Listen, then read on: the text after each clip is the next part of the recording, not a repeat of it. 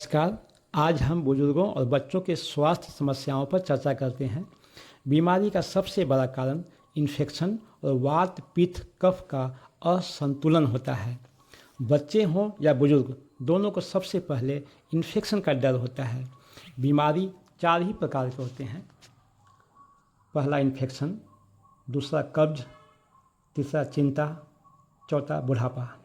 और बुजुर्गों में ये चारों हो जाते हैं। वात पित्त कफ हमारे शरीर में हमेशा रहते हैं, पर बचपन में कफ ज़्यादा हो जाता है, जिससे बच्चों को निमोनिया, सर्दी, बुखार ज़्यादा होने की संभावना रहती है।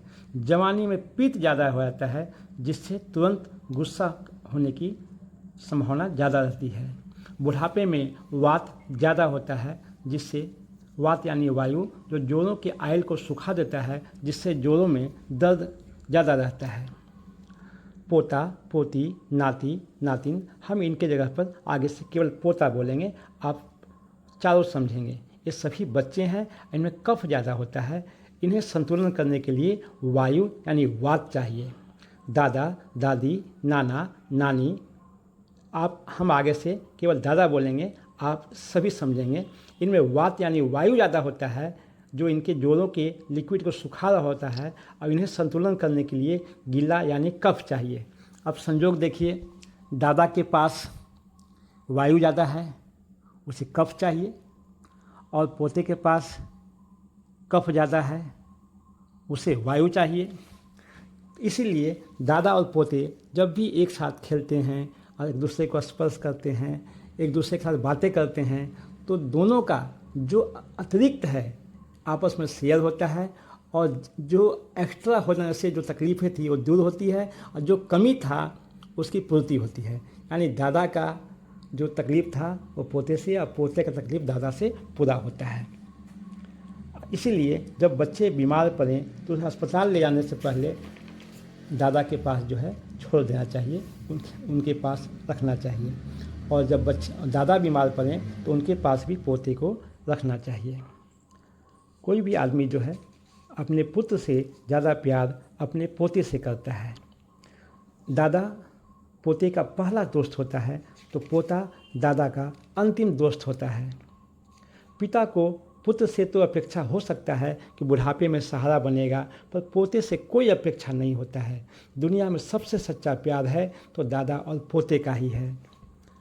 हर युवा जो चाहता है कि मेरे माँ बाप ज़्यादा दिन स्वस्थ रहें, निरोग रहें, जिएँ, उन्हें उनके गोद में उनके पोते को पोती को ज़रूर देना चाहिए।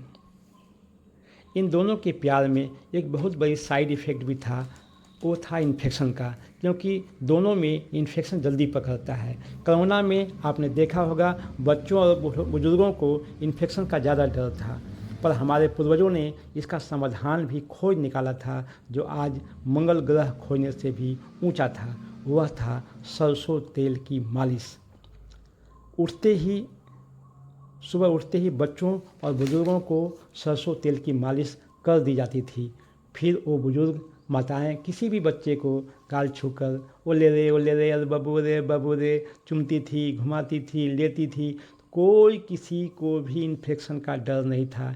इसीलिए पहले छोटे बच्चों को सरसों तेल की 7 मालिश होती थी, और बुजुर्गों को भी सुबह शाम 2 मालिश होती थी।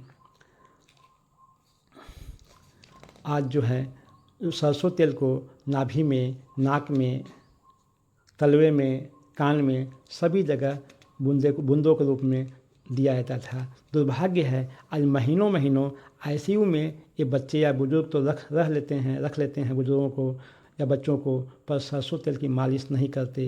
यही एक ऐसा तेल है जिसे लगाने से लेकर खाने तक उपयोग होता है। मालिश का सबसे अच्छा तेल जो है एक कलुआ तेल बोला गया है। कलुआ मतलब कड़वा है, इसमें कोई भी बैक्टीरिया, हार्मफुल बैक्टीरिया जो है आ नहीं सकता है। बच्चों को निरोग रखना हो तो दुनिया में एक ही तेल है, या बुजुर्ग को, कि सरसों तेल, इसे कड़वा बोला गया है।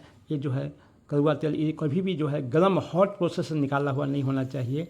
जिस घानी से निकाला हो वहाँ ठंडा होना चाहिए, उसमें गर्म हो जाए, ऐसी कोई प्रोसेस नहीं होना चाहिए। लकड़ी और लोहे की घानी जो ऐसी सिंपल जैसे पहले घूमती थी बैल से, उसी रूप में आज मोटर से घुमाया हुआ हो तो कम से कम आरपीएम में ऐसा तेल जो जला हुआ नहीं हो उससे मालिश करनी चाहिए।